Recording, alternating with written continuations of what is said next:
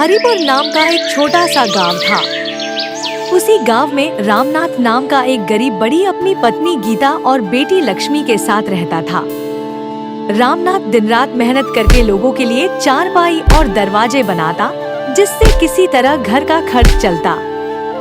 बेटी लक्ष्मी पढ़ने में बहुत तेज थी, तो रामनाथ ने जैसे तैसे पैसे जोड़कर उसे शहर पढ़ने भेज दिया। सब कुछ ठीक चल रहा था, लेकिन एक दिन रामनाथ का हाथ गाड़ी से बुरी तरह कट गया।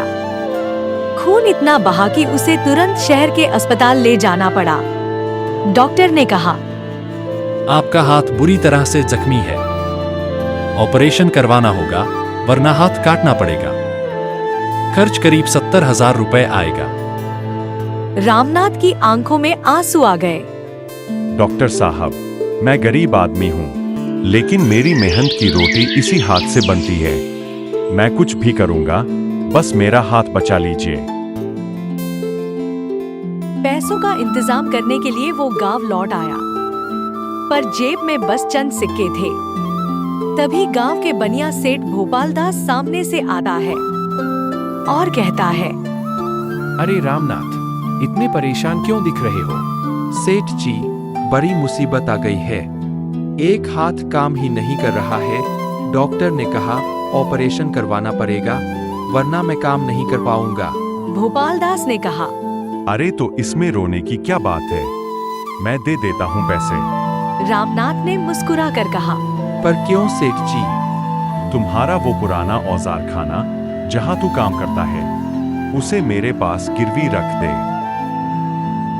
रामनाथ के पास कोई चारा नहीं था। आंखों में आंसू लिए उसने दस्तखत कर दिए। ऑपरेशन हुआ, हाथ बच गया, पर उसकी रोजी रोटी अब चली गई। कुछ महीने बाद उसकी बेटी लक्ष्मी शहर से पढ़ाई पूरी करके घर लौटी तो लक्ष्मी ने कहा, बाबा, आपने मुझे बताया क्यों नहीं कि सेठ भोपाल दास ने हमारा औजार खाना ले लिया? रामनाथ ने कहा, बेटी, उस वक्त क्या करता, जान बचाना जरूरी था। लक्ष्मी ने कहा, अब वो सेठ देखेगा कि असली बुद्धि क्या होती है। अगले ही दिन लक्ष्मी अपने बाबा को लेकर भोपाल दास के घर पहुंची और लक्ष्मी ने कहा, सेठ जी, हमें कुछ काम की जगह चाहिए। अगर आप बटाई पर औजार खाना दे दे तो हम उसमें काम कर सकते हैं। भोपाल दास ने कहा, क्यों नहीं, लेकिन शर्त है, जो भी सामान बनेगा उसका ऊपर वाला हिस्सा मेरा, नीचे वाला तुम्हारा। लक्ष्मी ने कहा, मंजूर है सेठ जी। लक्ष्मी ने वहीं पर लकड़ी के सुंदर पलंग बनाना शुरू किया, जिनके नीचे का हिस्सा मजबूत लकड़ी का था और ऊपर का हिस्सा सिर्फ हल्की लकड़ी और चादरें। जब पलंग तैयार हुए तो उसने ऊपर की लकड़ी अलग कर दी और नीचे का भाग अपने पास रख लिया। भोपाल दास जब आया तो बोला, ये क्या, तूने पलंग बनाए? हाँ सेठ जी, आपने तो ऊपर का हिस्सा मांगा था। ये रही आपकी हल्की लकड़ी की तख्तियाँ।